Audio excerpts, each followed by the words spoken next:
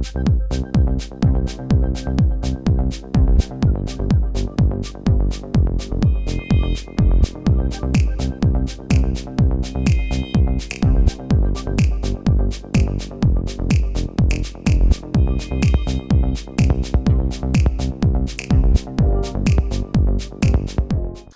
Վարդան, Արև Լիլիթ, ինչպե՞ս ես։ Իանալիդը։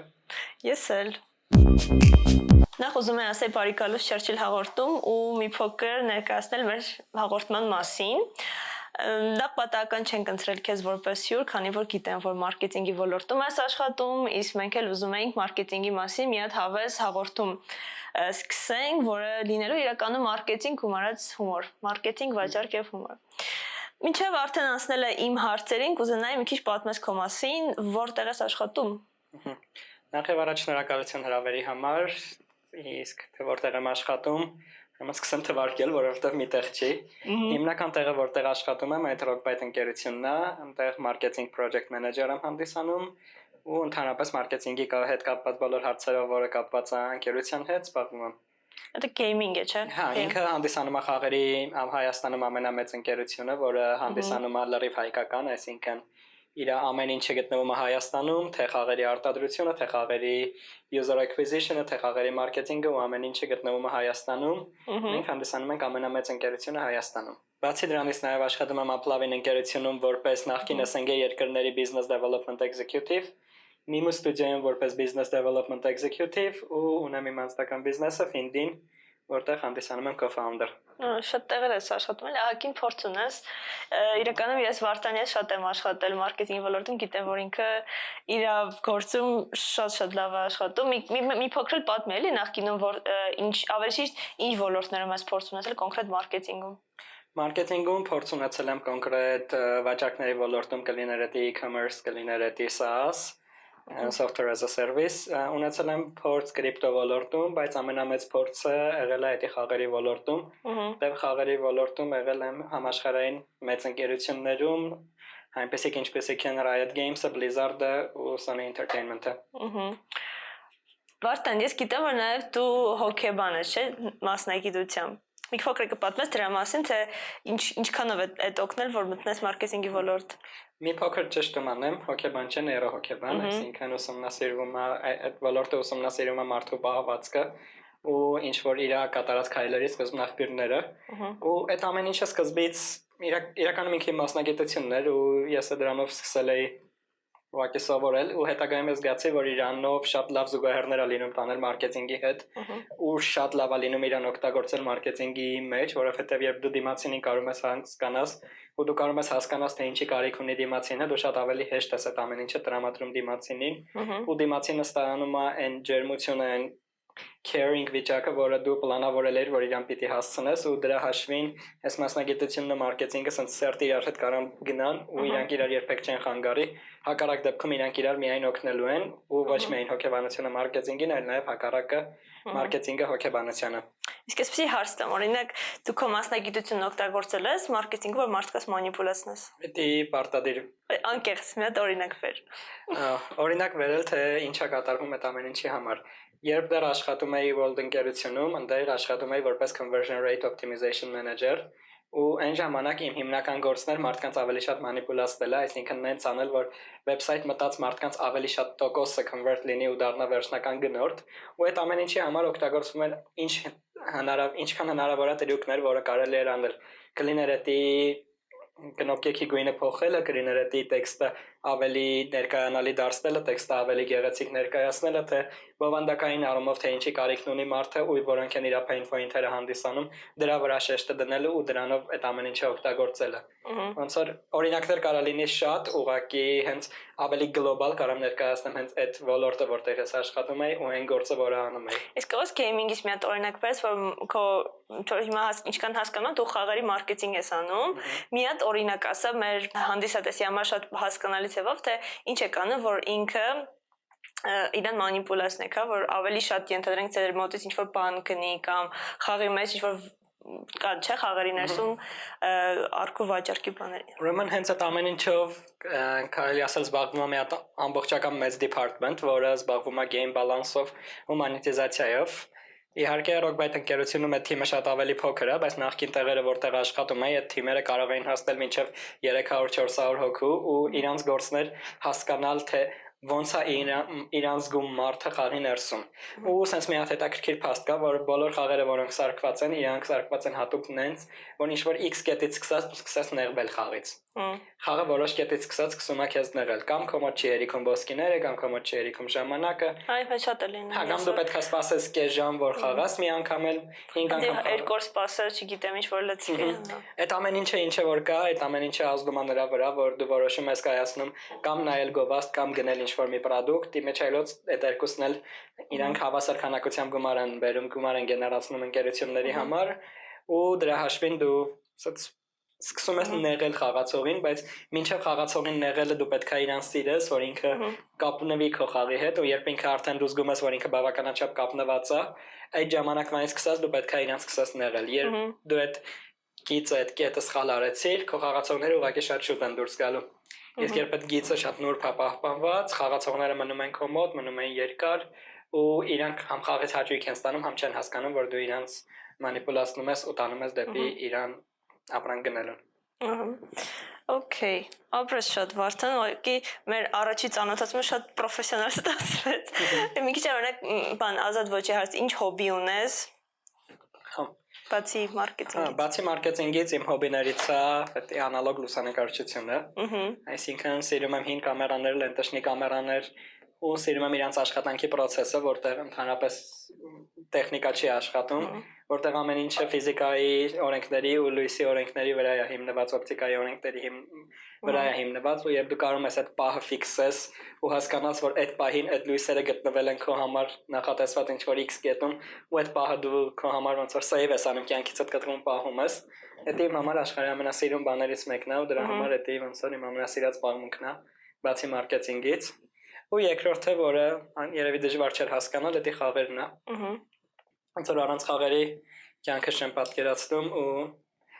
գործից հետո կտրվելու, հանգստանալու ամենալավ ձևը դա նստել խաղ խաղալն է իմ համար։ Իսկ եթե լիներ խաղի հերոս, որինը կլիներ։ Եթե լինեի խաղի հերոս, կուզենայի լինեի Doom խաղի հերոսը, որովհետև ինքն շատ կրուտոյ վիճակներով է, ինքը դժոխքում դեմոնների ասպանում ու ինքը вообще շատ cool դաժան կերպար կլիներ։ Դաժանի հարցը չի, որտեղ խաղերը նրա համար են ստեղծված, որ այն ինչ արգելված է քո համար անել կյանքում, դու կարողանաս քեզ ազատություն տաս ու անես խաղերի մեջ, դրա համար են խաղերը մարդկանց այդքան շատ ձգում, որովհետև այն բանը ինչը արգելված է, կլինի դա սոցիալական նորմերից ստեղծված, թե կլինի խղճի հետևանքով, օրինակ մարդասպանությունը կամ դաժանությունը, այդ խաղերը թույլ են տալիս քո միջի այդ ցանկությունները ուղղակի գցել խաղի մեջ ու ներսդ ազատել այդ ամեն ինչից։ Okay, արի մի նորից կտրուկ վերադառնանք մարքեթինգին ու արդեն անցնում եմ իմ բլից հարցերին։ Մտքիդ ինչ արագ գալիս է, տենց կարճ կարող ես պատասխանել։ Եթե կյանքը դիներ գովազդ, որը կլիներ ու ինչպիսին կլիներ։ Կլիներ McDonald's-ի գովազդ այրապորտի ճամփին մեծ բիլբորդի վրա։ McDonald's ինչի։ Չգիտեմ, բլից հարց, բլից պատասխան։ Վերջին գովազդը որ հավանել ես։ Վերջի գովազդը որ հավանել եմ, Evoca բանկի արշավներն եմ շատ սիրում, բայց մի քիչ իհարկե վատ է հնչում, բայց ռուսական Playboy-ի գովազդներն եմ շատ հավանում։ Մարքեթինգ թե անիմե։ Անիմե։ Ստեղ պետք է ասել մարքեթինգ։ Դա մարքեթինգ։ Ձորն է սիրած այդ անիմեն։ Սիրածս անիմեն մի քիչ կդժվարանամ ասել, բայց երևի She and Her Cat Makoto Shinkai։ Եթե օրինակ մավան գրությունը Death Note-ը լիներ B2B բլոկնոտ, որ բիզնեսի անուն կգրեիր մեջը։ Շատ բիզնեսներ կան ում անունները կարելի է գրել։ Իսկ այսինքն վատ բան մարքեթինգ չէր անի, համար կարևոր է էթիկան։ Ես մի երկու հատ բան ունեմ, ոնց որ էթիկական նորմ ունեմ, ես չեմ սիրում անել մարքեթինգ կազինոյի համար, ու ես չեմ սիրում անել մարքեթինգ բանկերի համար։ Ես սիրում եմ անել մարքեթինգ end company-ների համար, ովքեր իրենց փողը աշխատում են շատ արդար տարբերակով։ Իհարկե կազինոն ու բանկն են արդար աշխատում ու դիմացինի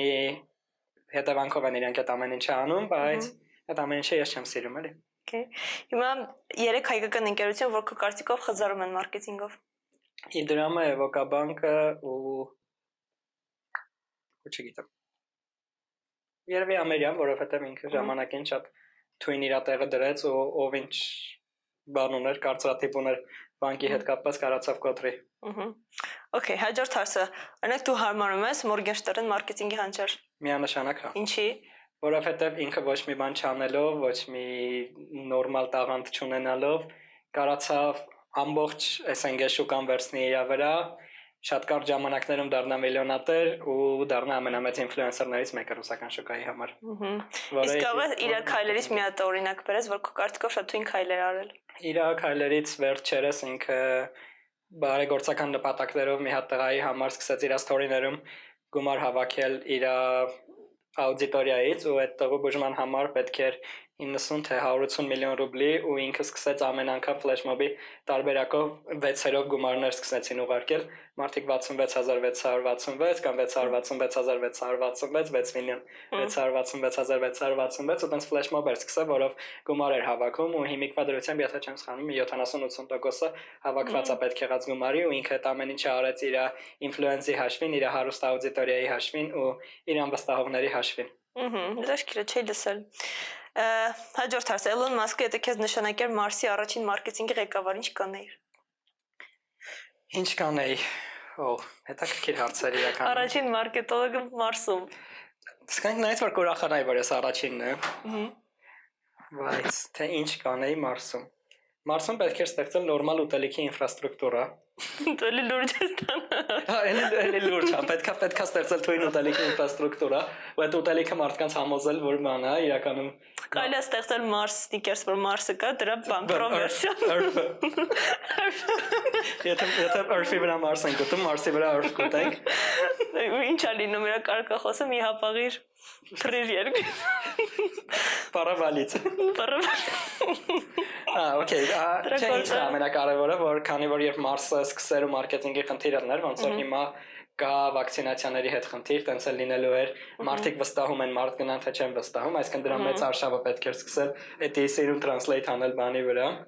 երկրի վրա, հետո պետք էր ցույց տալ, որ Մարսում կյանքը շատ կայֆ է, մարդիկ ավելի լավ են ապրում, ու այդ ամեն ինչը սիրուն վիզուալիզացնել ու ներկայացնել երկիր մոլորակին, հետո պետք էր գտնել լավ ինֆլուենսերներ, օրինակ եթե Elon Musk-ն է արել, ուրեմն Bezos-ին կարելի էր որպես ինֆլուենսեր ընտրել, որ ինքը մարդկանց համոզեր, որ մարդիկ էլի գային Mars ու այդքանը երևի սոցիալական մեդիա կարելի է ստեղծել, չէ՞, հատուկ Մարսի համար։ Ու մենակ invitation-ով լիներ, ու եթե դու երկրից ես ուզում ես Մարսի հետ խոսաս, դու պետք է invite ունենայիր։ Clubhouse-ի նման, չէ՞։ Մետերքի։ Կապսուլ կկոչվի։ Որքան գումարի դիմաց կհամաձայնվեր, որ Apache լոգոտիպը դեմքի տաճային։ Մշտական է դաջվելու։ Հա։ Չի համաձայնվի։ Հաստատ։ Հաստատ։ Ասենք $10 միլիոն։ Չէ, որտեվ մենակ գումարի հարցը չի, այդ բրենդը այսօր կա, վաղը չկա։ Իսկ եթե օրինակ ուրիշ բանը լիներ, ուրիշ բրենդերը լինեին, որոնք ավելի ես սիրում եմ ու իրենց ավելի վստահում եմ, այսինքն Elon Musk-ի կարա Tesla-ի լոգոն լիներ, դե շատ ավելի իմ համար լավ կլիներ։ Ուղղակի ստեղ իմ իմիջի հարցն է, այլ ոչ թե միայն գումարի հարցը։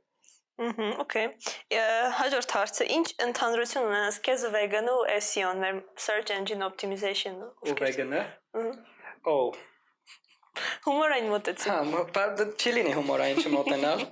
որովհետև vegan-ներին ես իհարկե ոնց գիտես չեմ սիրում։ Եթե կան ձեր մեջ vegan-ներ կներեք, դա իմ սուբյեկտիվ մոտեցումն է, որ ձեզ չեմ սիրում։ Ուղղակի Իսկ լավ բան է ինքը իրանով։ Ուրեմն SEO-ն ու vegan-ները իրար ինչ ընդհանրություն ունեն։ Երկուսն էլ ոչ մեկին պետք չեն, իրականում կողմից ստեղծված են։ Արհեստական են։ Արհեստական են ստեղծված։ Երկուսն էլ ստեղծված են նրա համար, որ կամպանիաները կարողանան փող աշխատեն, vegan-ների դեպքում դիետոլոգները, SEO-ի դեպքում search engine-ները։ Երկուսն էլ եթե լավ արեցիր շատ լավ կլինի։ Իսկն SEO-ն էլ եթե դու լավ արեցիր թույն արդյունքի կստանաս, ու եթե vegan ըլնելը դու երկար պահեցիր շատ առողջ կլինես։ Բայց երկուսն էլ եթե վատ արեցիր, համը հերնելու է։ Ոնց անիմաստ փող ես ծախսելու, որտեղ ոնց գիտենք veganski ուտելիքը ավելի թանկ է, քան միսը ու հակառակը։ Ու նույնը SEO-ի համար, եթե դու անիմաստ փող ծախսեցիր ու փորձեցիր վերաբերնելու չստացվեց, վատ է ալնելու։ Այս մեծ կլասիկ պատասխան ունի։ Ասում եմ երկուսն սիրում են օրգանիկ։ Երկուսն սիրում են օրգանիկը, հա, էտիկա։ Okay, մտել է տիպ ոչի հարց կա, օրինակ ասում եմ ինչ ընդհանրություն ունեն Google-ը եւ Stalin-ը։ Google-ը եւ Stalin-ը։ Այդ ինչ որտեղ երբի հարց է եղել։ Չէ, и то, и другое отправляют ссылку вам. Ты ему слово он тебя ссылку. Դեռ մի ման կարա լինի։ Էլ ինչ ունեն, երկուստը դիկտատուրա են հաստատում, երկուստը քեզ լսում են միշտ ու ամենտեղ, երկուստը քո մասին գիտեն ավելի շատ բան, քան դու գիտես։ Այդ մեկը լավն էր։ Ու մեկ էլ բանը, եթե էժան ավիաբիլետ եղավ, երկուստը քեզ Սիբիր կուղարկեն։ Это думаю, կարելի է բան, что когда и մարդկանց ուղարկեն։ Okay, Վարդան։ Ով Վարդան, անցնում ենք հաջորդ փուլին, որը իմ սիրած փուլն է։ Ես քեզ ասելու եմ ինչ-որ անց, հա, կերպար, կարող է լինի հենց հաճախորդը, իր կերպարը ու մի բան, որ պետքա վաճառես այդ մարդուն, բայց абսուրդ իրար հետ կապ չունեցող բանը պետքա փորձես հումորով վերաբերվես նախ, տեսնենք քո մարքեթինգի մասնագետի հմտությունը ինչ կաներ, հա։ Հիմա իմ մոտ այս ծրագրով Այդ արագ կանեմ։ Չես վստահ եմ, որ տակից հաստատ դուրս կգաս։ Տեսնենք, հիմա իմ մոտ տտում ենք ու քեզ կասեմ ինչ է ընկել։ Մեծ մոտ կա մոտ 10 տարբերակ, 10-ից քեզ ընկել է պետքա Աքիլեսին Սանտավիկ վաճառես։ Ավելի հեշտ էր, քան ես սպասում էի։ Այս ինձ իրականում ամենահեշտ ընկավ քեզ։ Ուրեմն Աքիլեսին տնալուց հետո առաջի բանը որ հարցնեմ, ես կհարցնեմ իր ցավերի մասին։ Քանի որ չունեմ։ Աքիլեսը ունի իր ցավը, որովհետև իր գարշպարը միշտ ցավում է։ Իսկ գարշպարի ցավը մենք կարող ենք անցկացնել ուղղակի 20-րդ դարի ամենաուժեղ հայտնագործություններից ինչ-որ մեկը, որը Սանտավիկն է կամ այլ կերպ ասած լեկոպլաստը։ Կպցնում ես այդ լեկոպլաստը ուղղակի քո ցավացող տեղին ու տեղին ու քո բոլոր խնդիրները։ Ոչ մի նետ չի կպնի, չէ՞ քո։ Հա, ոչ մի նետ չի կպնի քո գարշպարին։ Օգտագործեք Սանտավիկ, աստվածների ընտրությունը։ Դա բայց մեկը հեշտ էր, արի հիմա քեզ դժվար է։ Պետքա full stack developer-ին WordPress վաճառես։ Վաճառած արդեն։ Չէ, օրինակ կա նման բան, ես ծրագրավորն հետ աշխատել եմ, նրանք չեն սիրում WordPress։ Իրանք չեն սիրում WordPress, իրոք պատճառ կա, որովհետև WordPress-ը իրանք չի տալիս այդ ազատությունը ու այն ամբողջությունը նրայնջը հնարավորությունների, ինչը որ իրանք պետք է այդ ամեն ինչը անեն։ Դե հիմա փորձի վաճառես իրենց։ Okay։ Sense ուղղակի պիտի իրենց վաճառվի full stack developer-ին։ Որինքը WordPress օգտագործի կայք սարքել։ Դրանով WordPress-ն զբաղվում ու fail է անում սա կյանքը։ Կարող շատ լավ բան ասես, քեզ WordPress-ից ընդունում են գործի։ Դե լավ բաները արդեն ասված է, WordPress-ը արագ է, WordPress-ը հարմար է, WordPress-ի հետ աշխատելու ժամանակ չես ծախսում, դու չես ունենում խնդիր իր ինտեգրացիաների համար, այս ամեն ինչը շատ արագ կազմակերպվում է, մյուս կողմից դու ստանում ես հնարավորություն, որ սերվերները իրան կարան տրամադրեն այդ ամեն ինչը դու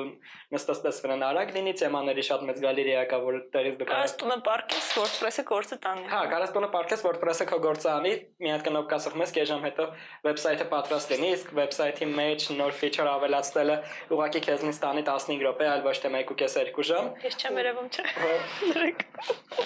Ու այն դեպքում երբ դու խնդիր ունես ինչ-որ մի բան անել արագ կամ անել մեծ քանակությամբ, WordPress-ից ավելի հարմար գործիք ուղղակի որպես այդպեսին դու ուղղակի չես կարա գտնես, երբ դու աշխատում ես 150 կլիենտի հետ ու ունես 2 ամիս ժամանակ, դու ավելի լավ տարբերակ քան վեբսայթեր գեներացնել անել չես կարա։ Այսինքն եթե քո առաջ կան դրված խնդիր, որ սարքես մեծ վեբսայթ, որը շատ դժվար է իր functionality-ն ապահովել, WordPress-ը կարող է հարմար գործիք չի, բայց երբ դու ունենաս մի հատ կարիք, որ պետք է ավելի շատ մարդու վաճառես մեծ վեբսայթեր կամ սերվիս մատուցող ընկերություն ես, հեշտության համար WordPress-ը must-have-ը ու խորիների չի։ Թվում է չէր համաձայն, չէր գնի։ Դե հա գիտեմ որ չէր գնի WordPress-ը արդեն 12 տարի այդ վիզա դնում ու իրավունք չի ստացվում։ Դե դեվելոպերները բան են, այցերի նման են, ասած որ երկուսով կանգնում են մի բանի վրա, մի մոստի վրա, տենց իրանք ինչքան էլ բան անեն Չնկահանված։ Հա, ոչ մեկը հետ չի գնալու, տենց երբ երկու հատ developer ես դնում մի սենյակում, իրանք կրվում են թե որն է ավելի լավ ծրագրավորման լեզուն, Java-ն թե JavaScript-ը, ու այդ մարդկանց դու չես կարող ապրանք ծախես։ Նա վարի անցնենք հաջորդ, տեսնենք ինչ կընկնի։ Developer-ի Santa-Vic կան ծախը։ Նամանավանդ full stack developer, Achilles-ին կանան WordPress։ Դե ծախի։ Տենց ավելի հետաքրքիր անում, երբ Achilles-ին WordPress ենք ծախում։ Ուրեմն նայեք, sense մի հատ դեպք ենք, դու Achilles-ն ես ես Achilles-յան մարքետով։ Քիչ հաղթանդամ չեմ կներեք։ Ոչ շատ հաղթանդամ ես։ Պիտի հաղթանդամ լինես։ Իսկ Achilles, դու արդեն Santa-Vic ունես, դու արդեն ոչ մի Ինչ եք ուզում, հա։ Հա, չէ։ Ին վրա վաճառեք։ Հա, իհարկե դու արդեն Հեռախոսը կախեցի։ Հա, դու արդեն Santa-Vic ունես, դու արդեն ոչ մի թույլ տեղ չունես, քո բոլոր թույլ տեղերը բան արած ու արդեն հիմա պետք է մտածել բիզնեսի ու ընդհանրապես կյանքի զարգացման մասին։ Իհարկե, ձեր ժամանակներում դեռ ընդունված չի, որ բիզնես Հունաստան Քրիստոսից առաջ։ Հա, Հունաստան Քրիստոսից առաջ իհարկե ընդունված չի որպես կապիտալիզմը ձեր ժամանակներում, բայց ինձ հավատացեք, ապագայում ամեն ինչը լինելու է կապիտալիզմի հիմքով ու այն մարդիկ, ովքեր կարողանալու են ունենալ իրենց անձնական բիզնեսը ու իրենց անձնական սերվիսը,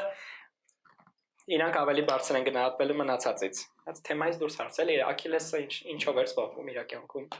Մարտիկ էր ինքը, կռիվներ էին ուղարկում։ Սուտ կռիվներ էին ուղարկում։ Հիմա նայեք, դուք լինելով մարտիկ, դուք ուզում եք որ իմանան ձեր մասին, այսինքն իմանան որ կա աշխարհում ամենալավ մարտիկը։ Դրա համար անպարտելի մարտիկն է, մանավանդ երբ ձեր գաշպարը արդեն պաշտպանված է եւ դուք ոչ մի խոցելի տեղ չունեք։ Այո, Սանտավիկով պաշտպանված է ձեր գաշպարը եւ դուք ոչ մի խոցելի տեղ չունեք, այսինքն դուք կարող եք վստահել մեր բրենդի loyalty-ին ու իմանալ որ մեր բրենդը կարողանում է լուծել խնդիրներ։ Հիմա մենք ձեզ ներկայացնում ենք ապագայի մյուս product-ը, որը իր հերթին ներկայացնում է WordPress-ը։ WordPress-ը վեբկայքեր պատրաստելու ամենաարագ ու ամենահարմար գործիքն է, այսինքն եթե դուք ուզում եք զարգացնել ձեր անձի բրենդը, դուք ուզում եք ավելի մեծ տեսանելիություն ունենալ աստվածների շրջանում, ուզում եք ավելի շատ մարդիկ իմանան ձեր մասին, բոլորը իմանան ձեր հերոսությունների մասին, դառնաք ինֆլուենսեր հին Հունաստանում, որի մասին դուք իհարկե չգիտեք դա ինչ է, բայց դուք դառնաք ինֆլուենսեր հին Հունաստանում, ապա WordPress-ը հանդիսանում է ձեր համար։ Կայքի գալերիան, Աքիլեսը սենց, Աքիլեսն է։ Ֆորմայով անհավաք։ Իշնում ես տակը սերվիսներ կա Achilles Lite, Achilles Pro, Achilles Ultima։ Achilles Free Trial։ Achilles Free Trial եմ։ Մի շաբաթով Achilles-ին վարձում ես եւ ինքը քո։ Մանի տակը։ Կարելի է կառնես թվում Achilles-ը որ։ Ու հայ, եթե Achilles-ին կարողանանք բացատրել անձնական բրենդի կարևորությունը, թե ոնց ինչ-որ ժալկի 2500 տարի հետո տենց ինչ-որ մեկը անձի բրենդով կհասնի Մարս, այդ ամեն ինչը իրան ներկայացնելուց հետո իր վրա շատ հեշտ կլիներ վաճառել WordPress-ը, որտեղ ինքը կզգար դրա կարիքը։ Բայց թե որտեղ են ինքը այդ ամեն ինչը կիրառելու ու ինչ մեթոդներով, դա արդեն իրենց խնդիրն է։ Անցնենք հաջորդին։ Անցնենք։ Տա-դա-դա-դամ։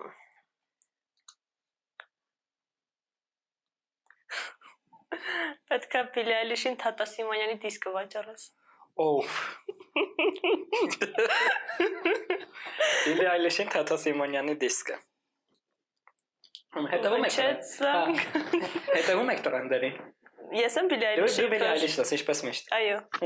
Նա ուրեմն նայեք, տրենդերին հետևելու ժամանակ դա ամենակայֆ պահը տրենդերի եւ մարդիկ գնում են քեֆին արեցին, տժացին, ուրախացան։ Քեֆին ինչ է։ Քեֆը։ Քեֆի, հա, ես անգլերեն եմ ասում։ Աշի անգլերեն քեֆ չեն գնում։ Գնում են քեֆի, տժում են, ուրախանում են, լսում են ձեր բոլոր երգերը։ Հիմա դուք քեֆից հետ գալու համար ոչ մի քեզ չունեք երգ լսելու։ Իսկ քեֆից հետ գալու համար ամենալավ երգերը դա իհարկե հայկական շատ հայտնի ռաբիզ երգիչ Թաթա Սիմոնյանի երգերն են։ Ու եթե քեֆի ժամանակ մարդիկ տժացել են Բիլի Այլիշի տակ, ապա քեֆից հետո մարդիկ պարտավոր են տժալ Թաթա Սիմոնյանի տակ։ Գլուխը սենց անել։ Ավտոբուսի մեջ հետ գալուց պետք է Թաթա Սիմոնյան լսվի միշտ ճանապարհը։ Ոչ թինեյջերներ չէ, ասում oversize t-shirt-ներ Թաթա Սիմոնյանի տակ։ Տենց է որ ճանապարհ, իմացա իր երգը ճանապարհի մասին երկուն է ձմեռը ու վերջին երգերից ու երբ բանես անցած լիքը տժում ես հոգնած դրակած գալիս ես նոստալգիկ վիճակներ ստեղծում, իսկ նոստալգիան միշտ գնահատվում է ու կարելի ասած բանդլ անել, Բիլի Այլիշի վերջի ալբոմն ենք ծախում, Oversize Hoodie ենք ծախում, Մանկալ ենք ծախում ու Թաթա Սիմոնյանի կասետը։ Իսկ դու որ ավտոների մեջ կա, որ սենց դնում են ու շարժում է գլուխը, դա Թաթա Սիմոնյանի։ Ու գողը Բիլի Այլիշն է։ Ինքը շատ է շարժում, քթից արուն է գալիս։ Այ եկլիպն։ Okay, հաջորդը ուզում եմ սիրած հարց ընկնի։ Լավացել ասում, պետք է Դրակուլային սխտորով սմուզի վասան։ Դրակուլան սխտորի հետ ոնց է։ Չունեն վամպիրները իրականում էդի հակա վամպիրական։ Ուրեմն ընդունենք, սենց ընտանեկան հավաք ենք անում։ Հիմա ես Դրակուլան եմ։ Հա։ Իսկ մենք բոլորս գիտենք, որ ընտանիքի անդամներին նամանավանդ զոքանչին դուք չեք սիրում ձեր։ Ու իրամ ինչ-որ մի հատ հետաքրքիր սարո։ Սա չէր Դրակուլան։ Ոչ է զոքանչուներ։ Իրան էլ էր սպանել։ Հա, Նիբրաշնի ճանապարհները զոքանչուներ, տենց ինքը տեղյակ չէր այդ զոքանչի գոյության մասին, բայց ինքը տենց փոքրուց զզվում էր այդ զոքանչից ու տենց 160-180 տարի էր արդեն զզվում էր այդ զոքանչից ու իր նպատակները այդ զոքանչից ազատվել է, բայց դե քանի որ կնոջ գաղափարը կար այդ ամեն ինչը, ինքը ուղղակի զոքանչի հետ չէր կարա։ Ասել որ գիտես ինչ կա, ես քեզից զզվում եմ, քեզ պետքա սպանել։ Ու առաջին ամենալավ բանը, երբ ամառվաս են շոքին այդ գիշերով տենց ոքան շոքած հետա գալիս են, որ ցերեկը ուժեղ արև ա եղել, տեն ժամը 11-ի մութը ընկելա, տենց ոքան չհելելա գնում ա Դրակուլայից տուն։ Մտնում ա տուն, ասում ա ինչ սարը բան ունես, ասում ա սմուզի ունեն։ Ու դες բերում ա սխտարով սմուզին ա դա եղանում, ոքան չխմում ա ու դե հետևանքները մենք արդեն բոլորս գիտենք։ Չավ կառն է սխտարով։ Դες ոքան չի ծածկվել շատ ավելի թանկ է, մանավանդ երբ մոտ 200 տարի արդեն ձեռը տանջվում ես, այստեղ է դա հասել, ուրիշ ձև չկա, մենակ սխտարով սմուզին ա մնացել։ Սարը։ Okay։ Հաջորդ քահանային LSD։ Քահանային LSD, աստուն ուզում եք տեսնեք։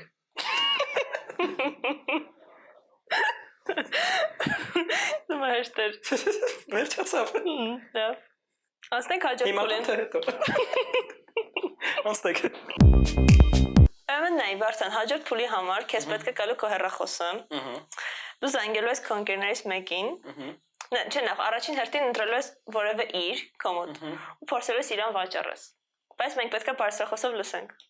Ընկերներ չունեմ։ Հա, ես ուղղակի չեմ ուզում այս թեմայով կապնվել ընկերներիցս կամ հարազատներիցս ինչ-որ մեկի հետ։ Եվ վերջում, օրինակ, արի խոսենք մի քիչ հայկական մարքեթինգը, այս քեզ ինչն է պակասում հայկական մարքեթինգում։ Շատ հետաքրքիր հարց էր ու չեմ մտածել այդ թեմայի շուրջ։ Ինչն է պակասում հայկական մարքեթինգում։ Հայկական մարքեթինգում պակասում է իրարից բլեջ չանելը։ Մեկը մի բան արեց, լավ ստացվեց, մնացածը անում են։ Այդ ամեն ինչը մենակ մարքեթինգին չի վերաբերվում։ Մեկը բացեց ծառիկի խանութ, դա լավ ստացվեց իր մոտ, դիմացի հարևանը կողքն է բացում ծառիկի խանութ ու նմանատիպ այլ բաներ։ Ու այդ նույն տրենդը, որ նայում ենք հայկական իրականության մեջ, մարքեթինգի մեջ շատ ավելի շատ է այդ ամեն ինչը արտացոլվում։ Դա երևի համար 1 խնդիրն է։ Համար 2 խնդիրը որ կա, դա ավելի նեղ մարքետոլոգները այդ ամեն ինչը կհասկանան, որ բիզնեսը ոնց որ չուզենա փող դնի մարքեթինգի մեջ։ Դա պետք է $10-ով 50,000 հաճախորդ։ Հա, $10-ով 50,000 հաճախորդ են ուզում մարդիկ ու չեն հասկանում, որ այդ հաճախորդները իրանք իրանց հերթին գին արժեն ու նմանատիպ այլ բաներ, իսկ ամբողջական մարքեթինգը ինքը իրանից բավականին մեծ ծախսեր է պահանջում։ Այդ ամեն ինչը ոնց ասած մարքետոլոգները ատամներով քերում են բիզնեսից, որ կանան ինչ-որ մի հատ սիրուն արդյունք ցույց տան ու այդ մենտալիտետը շատ կամպանիաների մոտ Հայաստանում դեռ ընդունված չի ու չի։ Դեռ չկա էլի որ բանանել մարքեթինգի համար ավելի նորմալ բյուջե հատկացնեն։ Ոնց որ թե այսքանն է Հայաստանում մարքեթինգի խնդիրները ու մենք էլ կարամ ասեմ, որ շատ անիմաստ ու թարգեթինգ չարվող մարքեթինգ է արվում։ Հենց մեկը այդ կազինոներից սկսած, որ 5 տարեկանից մինչև 18 տարեկան որոշումա, որ կարելի է բան անել, թիրախավորել, հա, կամ բանկերը, որոնք որոշում են, որ կարելի է մեծ պլակատ դնելու այդ ամեն ինչը նորմալ կլինի, կամ վերջի դեպքերից Տիգրան Արզականյանը, որ սա քաղաքահարել էր, մենակ իրան էր դրել, հետ տեն չի աշխատում, ուղղակի պետք է նորմալ ավելի թարգեթավորված լինի, ու այդ մարքեթինգին ավելի լուրջ վերաբերվի ու հասկանաս թե ով է քո գնորդը, ով է քո հաճախորդը ու ինչա պետք է հաճախորդին ու տենց հասնես իրան, այլ ոչ թե օքեյ մենք ունենք փող, ունենք 1500 հատ բիլբորդ դրեք այնտեղ սա։ Պետք է շատ մարքետոլոգների գործի ցանել, ինչպես ասած։ Հա, ոնց ասում ենք մարքետոլոգների կեսի չաթին պետք է գործի ցանել, ու այն SMM-շիկներին էջվարով իրանց էլ է պետք գործի ցանել։ Մարդ չմնաց։ Մարդ չմնաց։ 52 հոգի մարդ մնաց։ 15,000-ից։ Դա դե մյուս հարցը արդեն, բայց այս անգամ ասա թե մի պատճառ, թե ինչու չպետք է մարդիկ մտնեն, որովհետև շատ են ուզում հիմա հետաքրքրվածներ մարքեթինգ աշխատանք գտնելու մտնել։ Հիմա ասա մի պատճառ, թե ինչու չպետք է մտնեն։ Հա, եթե մտակ մարքեթինգ ու ուզում եք լինեք լավ մարքետոլոգ, դի մոռանաք ձեր կյանքի մասին։ Ես համաձայն։ Հա, դուք պետք է ամբողջովին տրվեք մարքեթինգին, թե չէ մարքեթինգը ձեզ ուղղակի կուլ է տալու ու դուք դառնաք հերթական այդ էջվարող մարքետոլոգներից մեկը կամ հերթական բիլբորդի վրա տեղ առնող մարքետոլոգներից մեկը, իսկ լավ մարքեթինգ անելու համար պետք է կյանքով մեկ տրվել այս ամեն ինչին, մտածել, ապրել, շնչել ու ազատ ժամանակը նույնիսկ ծախսել մարքեթինգի վրա։ Այս էլ ազատ ժամանակ, որ չգիտեմ, ինչ որ տեղ գնամ հանգստանալ, անպայման մի հատ ուսումնասիրվայսի կարելի է սրա համար անել, այստեղ կարելի է գովազ դանել, մի խոսքով այդ բան side effect-ն։ Հա, որտեղ տրենդերին հետևելը ինքը իրականում այնց տեղ չի, որ մտնես, տենաս 150 հատ տրենդ կա, օքեյ, այս ամեն ինչն է, էսի սենց է, ինենց է։ Դու այդ ամեն ինչի մեջ պիտի լինես, դու անընդհատ պետք է հետևես, թե ինչ է կատարվում, թե սոցիալական կայքերում, թե միշտ on-line լինես։ Հա, միշտ on-line լինես։ Երբեք դու չպիտի հիշես, որ օքեյ, դու ազատ ժամանակ ունես, հա։ Հա, եթե դու մի ամիս կտրվեցիր այդ ամեն ինչից, դու էլ մարքետոլոգ չես, ու դու հետ գալու համար պետք է երկար ժամանակ անցնես, որ հետ գաս։ Ես էլ իրականում ես էլ մտած ինձ հարցը տային այդ պատասխանը, որ պետքա կամ մարքեթինգ կամ անձնական կյանք ընտրության մեջ լինի։ Կամ անձնական կյանքը դե մարքեթինգը լինի։ Իսկ այդ իմ մոտ հարցերից կարելի է ինչ որ բան կա, որ մարքեթինգից ինչ որ տրյուկ կա, որ անձնական կյանքում էլ կիրառում ես ու աշխատում է։ Դա sales-ի funnel-ն է։ Այսինքն հեսա փորձեմ իրան ավելի բանով ներկայացնել, այսինքն թե անձնական կյանքում, թե մարքեթինգում, քո հաճախորդը կամ քո անձնական կյանքի մյուս մասը պետք է անցնի ինչ-որ մի հատ գծով, որ հասնի ու դառնա վերջնական եկեք կոչենք customer գնորդ, որ դառնա վերջնական գնորդ ու դա այնա որ ինքը առաջինը պետք է իմանա քո մասին, երկրորդ պետք է հետաքրքրված լինի քեզնով, երրորդ պետք է որոշում կայաց լինել քո հետ ու չորրորդ դառնա քո գնորդը։ Ու այդ ամեն ինչը թե անձնական կյանքում ատենց, թե մարքեթինգում ատենց։ Իսկ թե ինչ որ օրինակ դա մի հատ օրինակ կարող ես բերել մարքեթինգում։ Չէ, այդ որ քո ասած այդ բոլոր 4 կետերը, հա։ Օրինակ մարքեթինգից օրինակը բերենք, այդ նույնը ինտերնետ պրոյեկտը կամ անձնական կյանքի վրա ոնց է լինում։ Ընդունենք նոր պրոդուկտ է ու մտելա շուկա։ Կլինի այդ ես բաժակը։ Նախ եւ առաջ ես բաժակը առնելու համար ես պետք է իմանամ այս բաժակի մասին, որ ինքը կա, ինքը գոյություն ունի։ Ես տեսա այս բաժակը առաջի անգամ ու հասկացա, որ այս բաժակը արդեն կա։ Երկրորդ քայլը որ կա, ես պետք է հետաքրքրված լինեմ այս բաժակով։ Ինչ անում այս բաժակը, որ չէին անում մնացած ուրիշ բաժակները։ Այս բաժակը հիմիկվա դրությամբ ինձ տալիս է ջուր, որը չի անում ուրիշ ոչ մի բաժակ էս պահին դրությամբ աշխարհում։ Երրորդ քայլը որ կա, ես ուզում եմ գնել այս բաժակը, որովհետև որոշում եմ կայացնում, որ այս բաժակը ինձ կապահովի ջրով իմ ամբողջ մնացած կյանքը։ Ու չորրորդ քայլով ես առնում եմ այս բաժակը։ Ու նույն անձնական կյանքում է դու իմանում ես քո հաջորդ այն մարդու հետ ում հետ շփվելու ես իր մասին, դու իրանից ունենում ես հետաքրքրություն, դուք ունենում եք որոշակի հետաքրքրություններ, դուք որոշում եք կայացնում լինել միասին ու չորրորդ կետով լինում եք միասին։ Դեպքիրա, դուքա այս կետը կարա շատ մարդկանց հետաքրքրի, որ սովորեն մարքեթինգ անձնական կյանքի համար։ Սովորեն մարքեթինգ անել, չէ։ Okay, եւ վերջի հարցը, ինչ հավանեցի մեր հաղորդման մեջ ու ինչը չէ։ Հավանեցի անմիջականությունը, որ շատ հարմար էր, շատ ուղղակի ոնց որ նստած խոսայինք այդ վիճակներ, շատ ունիկալ էր, շատ սիրուն էր, շատ հավես էր։ Հավանեցի ռանդոմությունը, որտեղ ես չգիտեի ինչ էր լինելու հարցերը, չգիտեի ինչ էր լինելու խաղերը, ընդհանրապես ինչ խաղեր էին լինելու ու ինչ է լինելու նույնիսկ խաղի ներսում։ Ու այդ անսպասելիությունը իրական sense գցում է սիրուն տուպիկի մեջ ու պետք է փորձվես արագ ադապտացվես այդ ամեն ինչի, դες գնաս 2000 տարի հետ, հիշես ինչ էր Սանտավիկը, հիշես թե